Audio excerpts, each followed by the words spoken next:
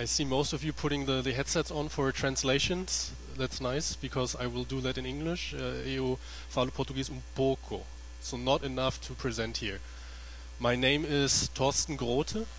Eu estudo Alemão. And I came all the way from Berlin last night here to tell you how to regain control over your mobile devices. I'm involved with the Free Software Foundation Europe, and for them I started the Free Your Android campaign, and that's basically what I will tell you about today.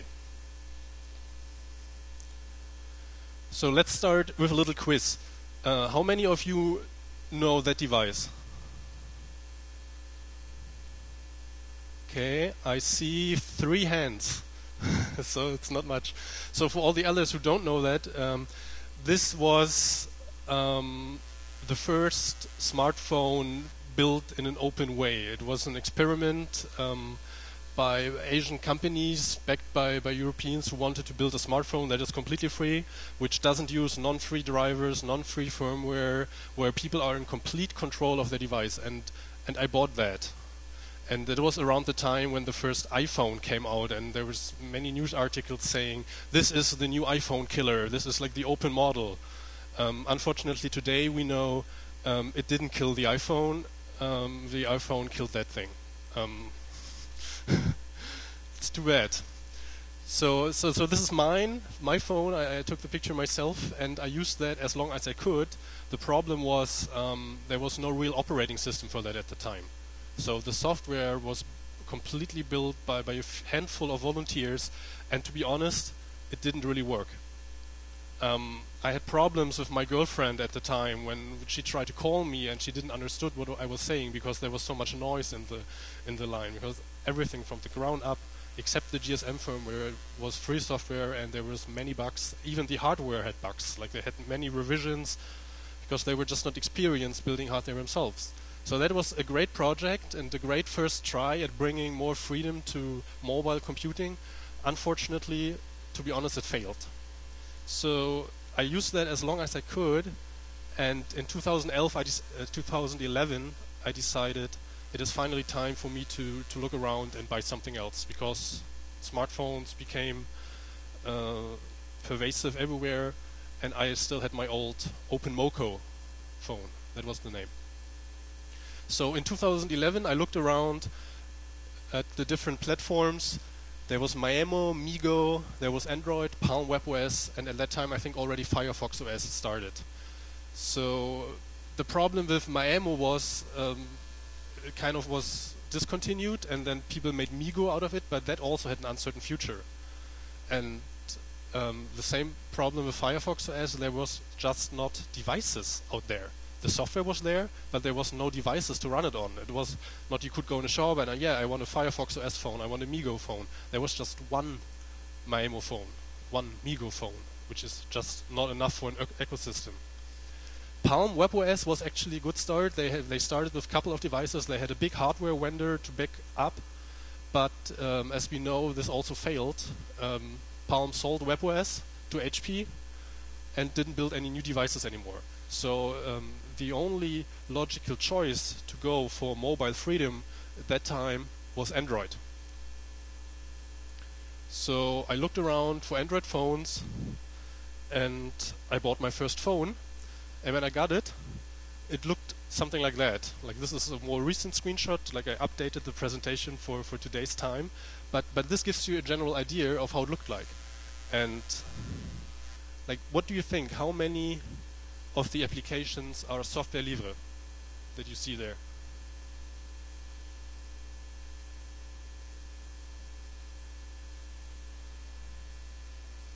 2, 1, none. Yeah, that's none is actually correct. There's none of these applications are software libre. So although Android itself is made by Google and released from time to time as free software, when you buy a phone, it comes stuffed with lots of proprietary apps, firmware, and drivers. And the biggest problem for me at that time was I could not even get rid of all those apps. It was just not possible. Like they were there, I wanted to deinstall, delete, remove, didn't work. And then that freaked me out. And you see up there the status bar filled with loads of bloatware, of applications, notify me of that, notify me of that. I didn't want it. It's like when you bought an old Windows computer and the manufacturer put bloatware, like lots of applications that nobody wants and that potentially spy on you, or that you don't know what they do with your data, what permissions they have. They are installed as system applications. Can do whatever they want. So I wanted to get rid of it. And one thing most of you probably know is rooting the device. That means you can get more privileges. You can actually do whatever you want with your device, in a sense. So you become the administrator and you can delete stuff. You can go deep into the system and pull everything out what you don't like. And this often goes hand in hand with mods or ROMs. And mods and ROMs is, like, how many of you know what that is? Okay, it's like about half. So for the other half, since Android is free software libre, you can use, study, share, and improve the software. And this is what many people around the world do. They take Android and modify it just a little and publish their own mod. Sometimes this just the graphics are changed, just tiny changes. And there was a big community and thousands of different mods. But some of these mods became more famous because they just worked well. They were just providing a good basis for other people to build up upon on. And so they were building until they had something really nice, a solid product that you could actually use. And this you can put on your device instead of the original operating system that comes with it. So it's still Android, but most of the time it's a better Android. So it's like when you have buy your Windows computer and you put Ubuntu on it, for example. Most of the time it works better. And you can do the same for your mobile device. And with many devices, before you can do that, you have to unlock it. My first phone was a Sony Ericsson at the time. Today it's only Sony. And I had to go to the website to give the serial number of my phone. I have to click many disclaimers. Yes, I'm aware my warranty is void, blah, blah, blah. Please unlock my phone. And then I got an unlock code, and then I had to type lots of commands to actually open my phone for flashing. Flashing it's called to take a ROM and put it on the phone. It's basically erasing the old Android and putting a new Android on it. Samsung's phones, for example, you don't need to unlock, or just with a simple command. You don't need permission from the manufacturer to unlock it. HTC was quite nasty. Now HTC phones are easier to unlock. Okay, so here's flashing the device. So the most prominent mod is called Cyanogen mod. This is the one on the right. This is so prominent and so popular because it runs on many devices. So the chance that this works on your device is quite high. That's why many people use it. Also, it is not so bloated like the original Android. It runs faster also on older devices. There's updates for devices where your manufacturer does not update your device. And there's usually a lot more features. So you can put a lot more settings than the Android that is on your phone. But it does not come with all the proprietary applications. If you like, you can put the Google apps, like the Play Store, the Maps, the Gmail, you can put it on there too, but it's optional. But what they do is, they use all the drivers, which are not free software, and the firmware from the devices, and integrate them so it works. The project on the left, Replicant, does not do that. So Replicant aims at being an Android version which is 100% software libre. And because of that, it's great, and we should all use and support it, but it will not run on all devices. There is, I think, 5 devices supported at the moment, and it's then still the case that you cannot use the Wi-Fi, for example, because it requires proprietary firmware. And in the hardware market, you see like every 2 years there is new phones, better phones, and old phones are thrown away, nobody uses them anymore. The time it takes to reverse engineer a driver, so to find out how it works, to write a free replacement, takes also 2 years. So once you're done with that, put a lot of work into it, the hardware is outdated, nobody wants to use it. So this is difficult for the replicant project, but it's still great that it's there, and we should support it, but we should also pressure manufacturers to release devices where we don't have to run non-free software on them. Like maybe to make that more clear, why for me personally it's such a big problem that there is non-free software on the phone. Like you all heard, for example, what the NSA is doing, and they're also targeting mobile phones, and you also know what Google is doing, and all the other people that have like their foot in the door of your phone. Like they all have their hands in your phone, and they can do with your phone what they want. But I want to be in control. Like it's my phone, I'm the owner, I want to do with it what I want, and I want that the phone only does what I want, nothing else. And only with software libre I can ensure that, because there is a community that can look in the source code, that can use it for any purpose and improve it. And if there's something in there they don't like, they can remove it. And just to show you, for those people who don't have a custom ROM, this is for an example of how it can look like when you flash, for example, CyanogenMod on your phone. It still looks like the old Android, but it's a lot more clean, less cluttered, and all the applications you can put on there, you can decide yourself. There's a very limited set of applications that come by default. So, but unfortunately, CyanogenMod also kind of drifts into the bad side, the dark side a little. They are using the Google Play services, which are dangerous because Google locks application developers inside their ecosystem, and those applications will not work without Google on the phone. It also has advantages for Google, but usually disadvantages for users. But also Google makes it, of course, nice for developers, so most of them use it. So CyanogenMod uses the Google Play services for their Whisper push encryption SMS application, and they also use Google Analytics. So there is non-free Google code in the CyanogenMod by default now. And you can still opt out of the tracking, but if you don't do that, there is statistics sent to Google and to CyanogenMod from your phone. And because many people don't like that, it's free software, so they can change it. And this is a project that many people don't know about yet. It doesn't have a logo. You find it at GitHub. It's called FreeCygn, for free CyanogenMod. And what it does is, when you flash the ROM, you're flashing anyway, so you just flash a second time this thing. And this cleans CyanogenMod from all the non-free stuff.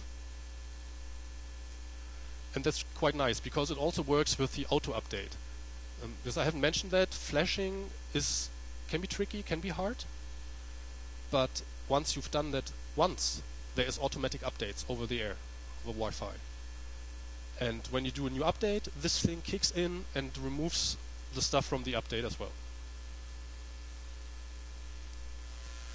So this is the solution for the base operating system that runs on the phones. But of course, for people who don't use Google on their phone, they need apps from someplace else, because the Play Store is not available if you don't choose to have it available. So for me, instead of Google Play, I'm using F-Droid. How many of you know F-Droid? That's actually less than people who know what mods are. Okay, so if you don't know F-Droid, you definitely need to check it out, because it's super easy. It's just an app. Unfortunately, Google does not allow it in the Play Store, so you will have to go to fdroid.org to get the app and install it yourself. But then you have a completely independent app store on your phone where all the apps are software libre. All of them. Some of them still have like anti-features or promote non-free network services or stuff like that. You can still install them, but F-Droid warns you in red saying, okay, this app has advertisements, this app tries to track you, and this app promotes non-free network services, for example. So this is how F-Droid looks like. Like the prominent apps like Wikipedia, VLC, Firefox, or DuckDuckGo, or a barcode reader, you have all in there as well. There is currently around 1,500 apps in there, and every day it's getting more. So on the left you see all the available apps where there is all. You can have categories and say, okay, I just want to have the internet apps, just the multimedia apps. The middle, the installed category, see what apps you have installed, and on the right you see available updates. So it also takes care of updating your apps. It's not as fancy as the Play Store, but it works quite well. So here's a selection of great free software apps that I personally really like that you can all get from F-Droid, for example. There is K9 Mail as a replacement for the default email program. If people of you use Twitter or GNU Social, there's Twitter. OSM Ant is OpenStreetMap, so that's a replacement for Google Maps. There's VLC, and also what I really like, VLC Remote. So you can have a remote control VLC on your phone and watch your movies with your phone, play, pause, subtitles on, off, stuff like that. And when you get a phone call, the picture automatically stops and the movie stops, and you have your phone call. When you hang up, the movie continues. I really like that. Then Xabber is for chat. So if you want to have an independent chat service, independent of WhatsApp, Google Hangouts or stuff, Xabber works, but there is many other XMPP-based chat services as well. FB Reader is a PDF, EPUB, ebook reader. And Tenepod is if people are into podcasts. It's a really nice program. And Slide Backup takes care of scheduled backups, so you don't lose your data. So not all of the stuff I just showed you I already knew in the beginning, but what I did was, so many people don't know about all that, so I have to at least document it a little for people to know about these possibilities, to find out it's possible to use an Android phone without Google, like that in Germany many people are worried about, because in Germany people are privacy aware. Like we had the GDR where I grew up myself, that just ended in 1990, where the whole state was looking at what people did and were putting people in prison for I don't know, thought crimes if they watched the wrong news channel from the West Germany, for example. So that's one reason why people in Germany are quite privacy aware. And I wanted to help not only the people in Germany but everywhere with my knowledge that I gained. So I documented that in the wiki from FSFE, Free Software Foundation Europe. And that is an early screenshot where I just said, okay, this is the operating system, this is the apps, here's F-Droid. You see quite old F-Droid logo. This is how it looked before. So I just did that, and like a lot of people found out that was shared on the internet, and then a few days after putting that online, I got an email by that guy. Do you know how many of you know that guy? Okay, this is not all of you. So this is Richard Stallman. He's an American. He quit his job at MIT to found the free software movement and to work on writing a free operating system himself. Like today he's not writing code, but he's traveling around educating people about why software libre is so important for society. Like here on my t-shirt it says free software, free society, and that means that software libre is a necessary condition for a free society, especially now in today's digital world. It's not a sufficient condition, but it's necessary. So this guy travels around, he's like the guru of free software. And he said, like here, this URL is a good campaign, but a few points need clarification. And this is always his style. Like he's concerned about diluting the message of free software, and he wants to help people to improve it. But one thing struck me as odd is that he said, it's a good campaign. And I thought, it's not a campaign. I just document stuff for people to know. And then I thought, but maybe we could make a campaign out of it. Because a campaign might be more useful to educating people. Who finds the wiki like 1 week after I set it up? So being more outgoing and trying to reach people was what we did. So we started a campaign. And thanks to Free Software Foundation Europe, it was quite easy for me to do because there are so many volunteers who were also interested in the topic who were helping me. So the first thing what we did is we started to write a press release saying we start this campaign, basically. And here these are the options that you have, and we are now educating people. And this is the screenshot of the press release, like FSFE launches campaign for a free Android system. And since at that time, so many people already had Android phones, it was picked up like amazingly fast. Like we were really impressed by the feedback we had and by the media that picked up the story. So here's just a few screenshots. This is the H Open. This is PC World. This is, I think, a Spanish website, Linux Zone. It's French. This is a German IT blog. This is Austrian. This is Russian. And this is like real newspaper articles, like which were already in print. This as well, then people came to me, like journalists came to me and interviewed me. So this is an interview with me and a journalist, like also printed in newspaper, asking me about the campaign and what we want to do. And this was especially nice in the subway in Berlin. They even had the campaign featured there. Like unfortunately, like we were not quick enough to make a picture of it because it only runs like for so long time. So I had to fake it in there. So this is not the real screenshot. This is just to give you an idea. This is the real subway station, but the picture up there is fake. And then we did posters and flyers that we could spread around to people. And we let people also translate them in other languages. People printed them locally, and it's all like directed to freeyourandroid.org, where we just briefly tell people, okay, this is the problem, this is the solution, and this is your options you have. So the campaign was a great success, and in a way it's still running, and I will show you in a minute a lot more stuff what we did for the campaign. But in general, like this advocacy work was quite enriching for me, because during this campaign I met so many people that were happy having their phones liberated.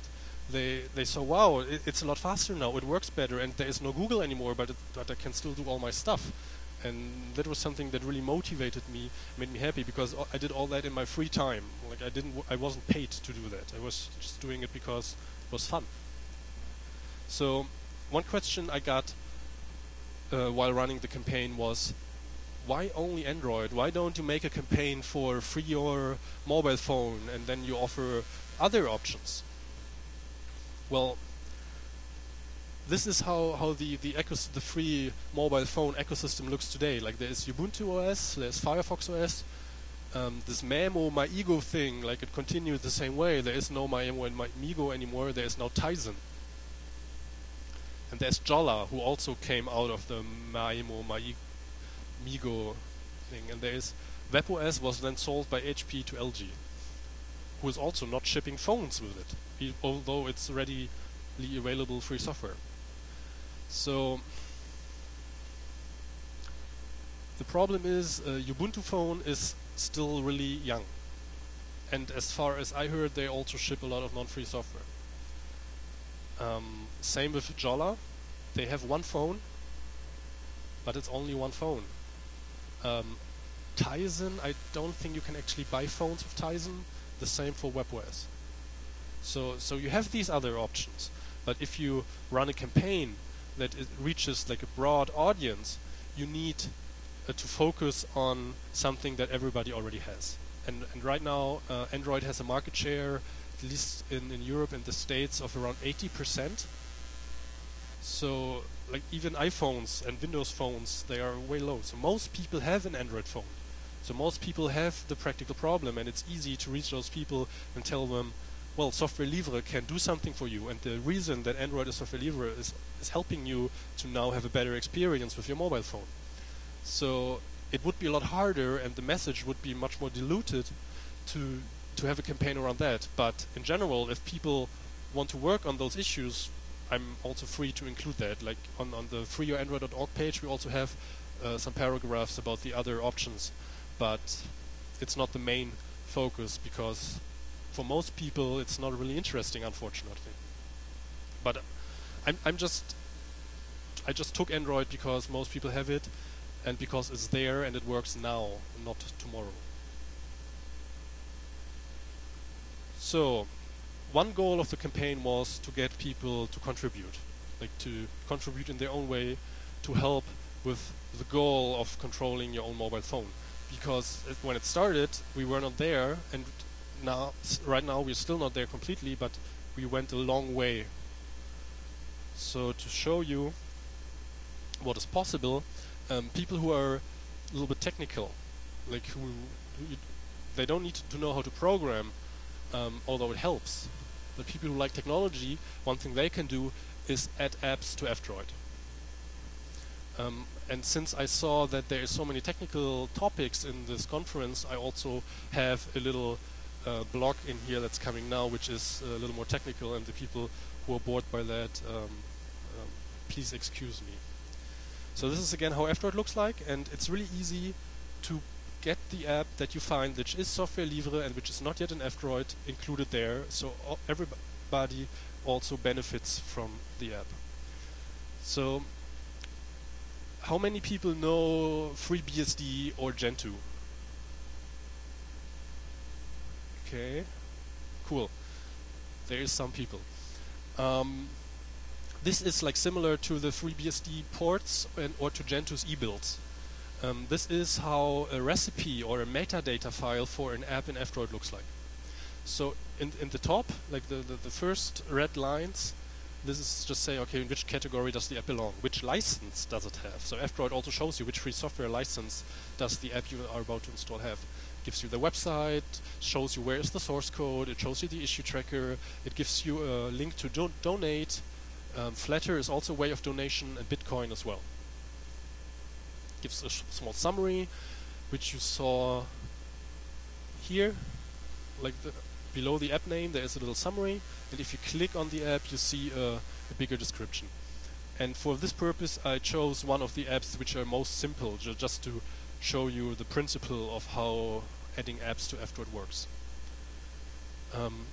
So each app is of course made with source code, and software libre apps have their source code publicly available. So the first thing you specify is what kind of source code repository it is, and where is the repository. And with that information, the F-Droid build server, so F-Droid is not just an app, it's also a server application, which builds all those apps from source code and makes them available to the app. And it does it in a way that you can verify that this app is actually built from that source code, which is also a problem if you are privacy aware, that there might be software libre apps, but there might be backdoors, malware, spyware in it. But here you know, okay, this is the source code that corresponds to that app on my phone. And to build it, you basically say, oops, where's the mouse pointer? Can you see this one? So you give here the version of which app version you want to build, because there's always new versions of each app coming out. This is Android specific, it's the version code. It's basically the same thing but in a different representation. And you give the commit, which is the, like when you put source code into a source code repository, you do it by commits. You say, okay, this is the current state of the source code and this is the next state. And with the commit you say which state of the source code you are referring to.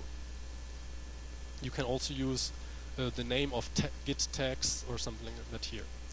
And in this case you have also to say the actual app is in the subdirectory Android VNC of the source code repository. And that's already everything you need to do in order to let F-Droid build the app from source itself and add it to the F-Droid app. That's all. Like some apps are technically a little bit more complicated, then you have to add more lines that say, I don't know, this app uses a library, take this library before building it. stuff like that. But it's all the same scheme, and it's all very simple. And I invite you to try it out, because the app for Fisl, as far as I saw, is not yet an F-Droid, but it's of course software libre. So if any of you wants to try adding this app to F-Droid, like be my guest, I will also be glad helping you with that. So the last part is just update check mode, because some apps the F-Droid maintainers trust so much that they allow them to upgrade themselves, so they don't have to do the work. With other apps, this also helps to know when a new version of an app comes out, so they know they have to upgrade the file and to put another build line in there for the next version. And what's also great about F-Droid is, if you don't like their repository, you're free to add others. Like in free software distributions, in Ubuntu you have the PPAs, or in Debian, Fedora, you always can add multiple repositories from other sources. With F-Droid you can do the same. So there is people running their own repositories, the Guardian project, for example, who builds Tor for Android and stuff like that. If they have their own repository, you can just add it there, and they are also contributing to F-Droid, so you have kind of a peer-to-peer network. This is still in development, where you can, over NFC, over Bluetooth, you can give not only people F-Droid, but also give them your custom repositories and also share all the apps between people. So you wouldn't even need to rely on the internet. Which might make sense, not here where we have internet, but like take Syria, for example, when they just switch off the internet and people need certain apps for activists, and they need to get them from one phone to the other. For things like that, this is really useful. So that is Berlin, one of the hacker spaces there, and that is an F-Droid workshop. So that's also part of what we did with the campaign, is we got one F-Droid developer. This is Daniel Marti from Spain, from Barcelona. He's sitting there under the screen and telling the people that came how to add apps. And then they added apps themselves, and he helped them, and in the end they were all able to add apps to F-Droid. And some of them are still contributing today, helping with upgrading apps, putting in new versions, stuff like that. So, but that was for the technical people. Installation parties were a great thing in the 90s. I don't know here in Brazil, but like installing Linux on computers was so difficult that we had to have installation parties where the people who know more about that showed the people who don't know so much how to get Linux on their computers. And installation parties for Android is basically the same thing.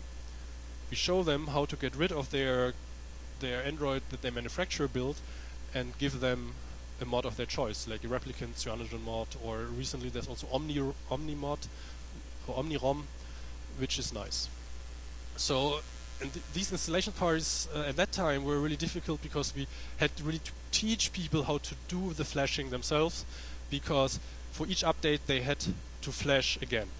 But now we have automatic updates. We don't need to do that anymore. So an installation party could also be people come with their phone, we help them flashing, and afterwards they don't need to know how to flash. They don't need to know which commands to type in the command line and when to plug the USB cable and which buttons to hold. It's not necessary anymore. But in the beginning it was. So this was one installation party I did with for a privacy organization in Germany, and you can see they were really happy. So this is another one in the same hackerspace where we had the Android workshop. Here the guy on the left, he came from Slovenia especially for that. Like, he also took a plane and just came to learn how to do it, so he can do the same installation parties where he lives.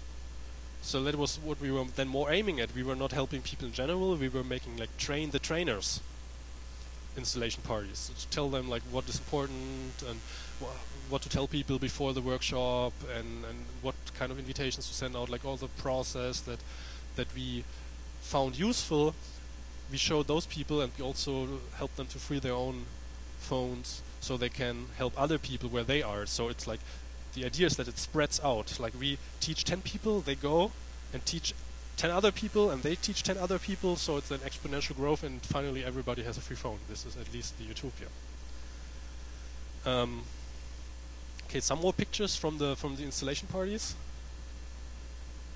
See, more happy people.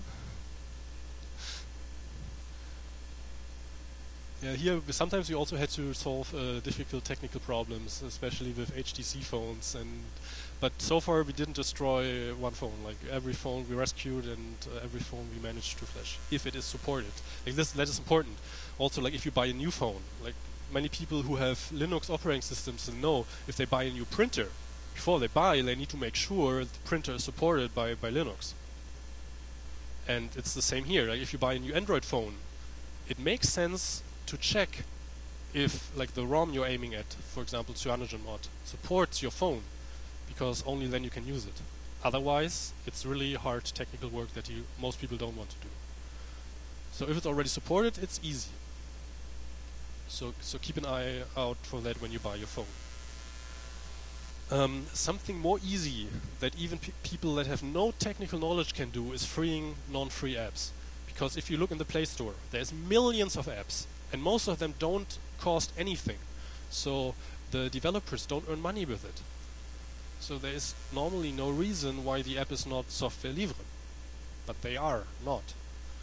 And what we did, we motivated people to write to those app developers, especially if they had an interesting app, to ask them, why is it not software libre? Like, what is the problem? And the most interesting answer, and the answer that we got most often, is that people are embarrassed by their own source code. So they're depriving others of the freedom just because they're ashamed of their code.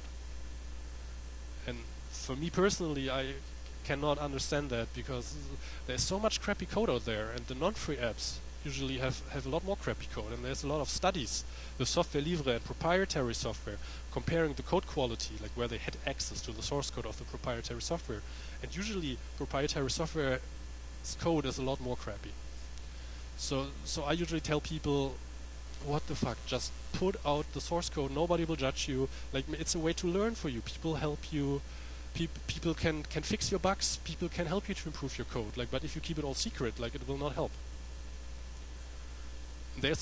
But still, of course, other people, some cases we also had where people were using a free software library, which would actually require them to release it, but they wanted to hide the fact. Like in the Play Store, there's a lot of apps that use free software libraries, but they don't respect their license, so they violate it. But there's currently nobody prosecuting those cases and helping to making the apps that should be free.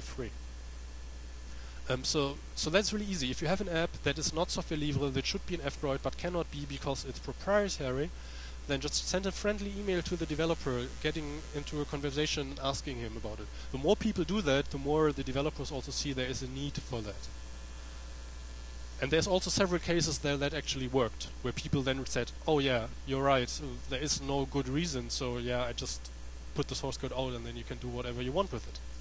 So it's also a matter of control, because as long as the app is proprietary software, the developer is in control, and he controls what you can do with the app and what you can't. As soon as the app is software libre, and there is something people don't like, or that people would like to see in the app, they can always edit themselves. And then either offer the app themselves as like a fork, or let other people integrate the changes into the main app so the main app gets better. And usually that is with software libre, it's a collaborative process. People work together on one app to make it better and better. With a proprietary app, you always have to wait that the developer has time, and that he has still fun to do it, or that he still earns money, but you're at his mercy. Like he's your master basically. With software libre, there's no masters.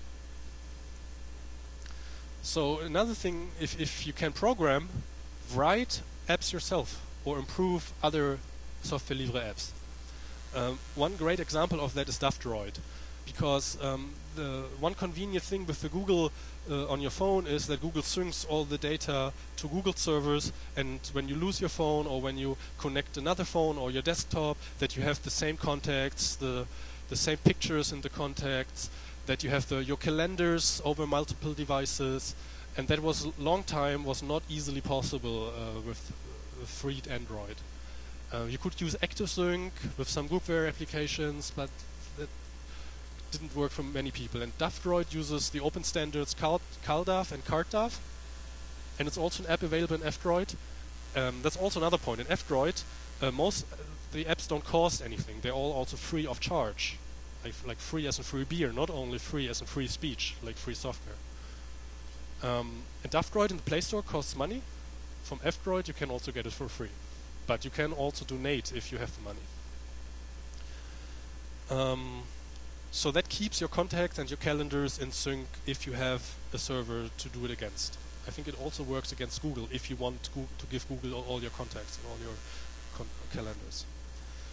So another example is Liberario. I'm just including that because I wrote it myself. So that's like part of the story of how I ran the campaign. So eventually I also started to write apps myself because I had a need for something. This is like the scratch your own itch mentality of free software. There was a great public transport app that shows you I'm now here and I want to take that bus and that metro to get there, and I have to go at that time to get it. There was something like that, but it was not free software, but it didn't cost anything.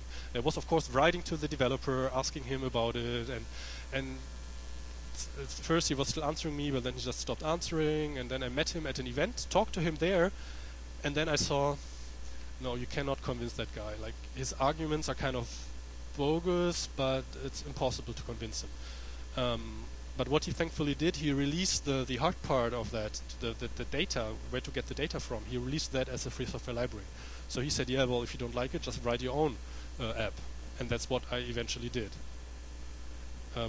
Unfortunately, that doesn't work in Brazil because the library does not support Brazil, but it works like in many European countries. It works Philadelphia, Australia, Israel, many other places. And it's completely software libre, so if you want to, I don't know, add the Brazilian providers to the library, then it will also work with that app. So I'd be happy if some of you do that. But you can also find your own way, something of what I don't say here. Like when you think, oh, that's nice, somebody should do that, just do it. Like this is how it works. It's also how Richard Stallman did it. Like he said, like I'm here, this is the place, this is the time. If I don't do it, nobody else does it. So there's always people who have to fight for freedom. So everybody has freedom. So usually it's enough if a few people do it, and then everybody benefits. But somebody has to do it. That also means you. This is an example of a guy who was at our workshops. He liked the workshops, he had fun, and he was a designer. So he made us a better logo. He made nicer handcuffs. Like before, we had really ugly handcuffs, and he made a sticker design out of it. And then FSFE produced stickers for phones that we could give to people on installation parties. They could put on their phone and say, yes, this is a free phone. And I have, like, on my phone, I have like a sticker like that as well. So whenever you have your phone, people see the sticker, what's that? And I can tell them, well, this is a free phone. Here at freeandroid.org you find out more, blah, blah, blah. So that you can get people interested in that. So another sticker picture. And then I also used Inkscape, a free software vector graphics tool, to design leaflets like that you can fold out, where people find out how to install F-Droid, like really simple, go here, click here, and then you have these advantages. And this focuses more on F-Droid because it's easier for people to do, but only mentions there is other mods and ROMs in a small paragraph. So FSFE printed thousands of those that that we can distribute everywhere at events. Unfortunately, I didn't bring any of those. But the source files are all public and released under free licenses, so you can translate them to Portuguese and get them printed here as well. So the general idea of the campaign is also to grow a better community, because the Android community is like, they don't know many of the values of free software. It's just improving slowly. Like they don't know like what mailing lists are, source code repositories, like how to provide download files. Very often you have to go to some dubious file hosters to download a ROM. You have no way of signature verification. There's no security built in there, and it's also about getting more free software people into the Android community to make it better, to improve it for everybody. So please also yourselves become active. Like there's a mailing list where we discuss like recent events, where we discuss new tips, where we plan stuff. It's like Android at lists.fsfe.org, and over lists. list.fsv.org, you can also find a way to subscribe. So that was the part of the presentation where I talk. Muito obrigado for your attention, and now I'm taking questions.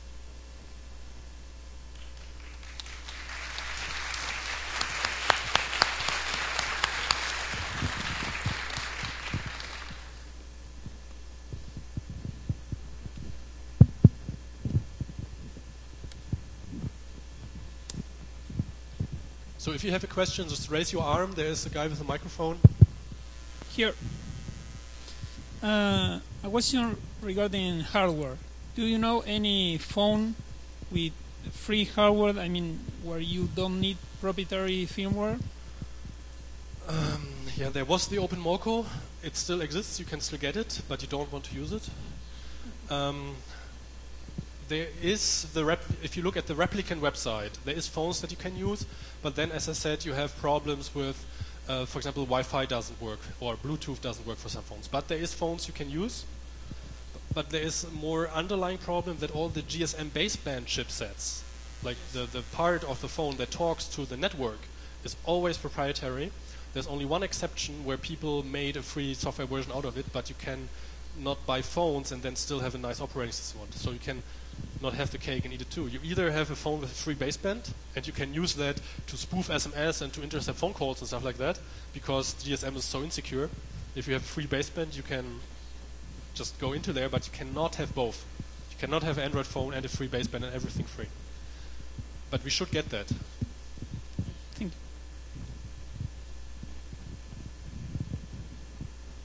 Up here in the middle, down here in the middle.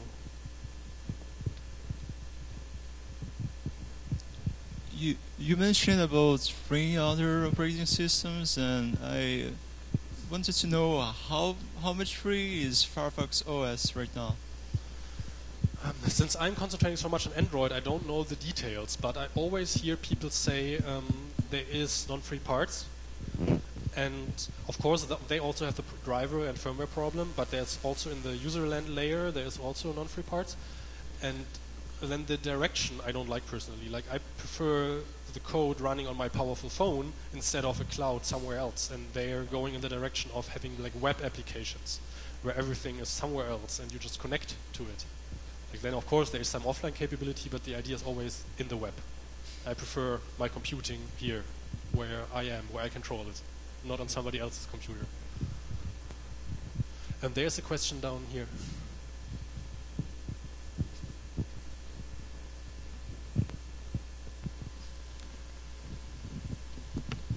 Minha pergunta vai ser em português.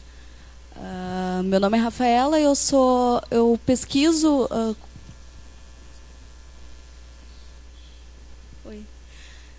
eu pesquiso sobre o uso do F-Droid na educação, especificamente sobre as categorias de educação e os aplicativos livres que o F-Droid apresenta, mas o uso no contexto brasileiro ele tem sido muito restrito pela falta de tradutores dos aplicativos para a língua portuguesa, para que esses possam ser utilizados nos tablets que estão na escola e nos celulares dos alunos. Como é que está o diálogo dos desenvolvedores do F-Droid com pessoas que têm interesse em traduzir os aplicativos para que esses sejam utilizados em outros países, e especificamente no campo da educação? Yes, thanks for the question. So the thing with F-Droid is that it's only limited number of developers that take care of getting the apps in F-Droid. They don't work with the apps themselves, only in rare cases where they have to ensure that the app is only software libre. But if you have an app that you think would be great for the Brazilian market, and that you want to use, it's always better to directly engage with the app, and if the app is software libre, the people are usually open to contributions from others, and they mostly provide a means for you to translate it. I don't know, like we would have to look at the specific app in question, but there's many apps that provide an easy web interface for translation, and you can just translate everything yourself, contribute it to the project, they include it in the next version, and then it's completely Portuguese. So that's possible.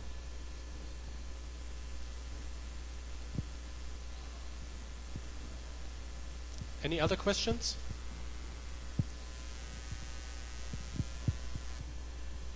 Up there? And if not, I will also, like, if you have a question for later, I will be here for the whole conference, and I will also have another presentation about, like, the cloud groupware side of your data on Saturday. Hi, you mentioned about this library that doesn't support Brazilian, about Libero, this Offnet Verkehr service.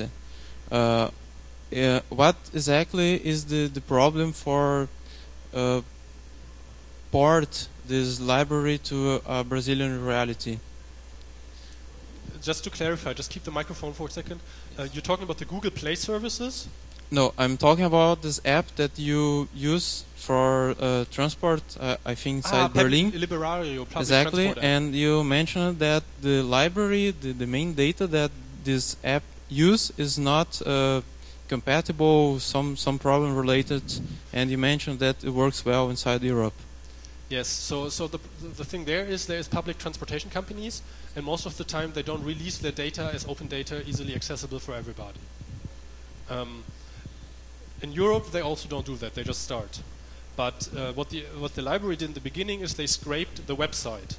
They said, okay, here's HTML here, and then they just got all the information from there, and they did queries through the website and parsed the queries.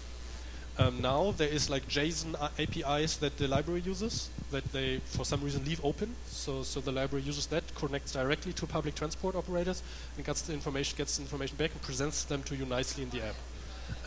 But this is something that would need to be done for Brazilian operators. Like somebody with technical knowledge would need to see, is there any APIs that could be used, even if they're secret? In Germany, mostly they're secret, but hackers found out where they are, and some of them are even binary, where they have to analyze the binary and see what means what, and decode it. And that would need to be done if the app would also support Brazil.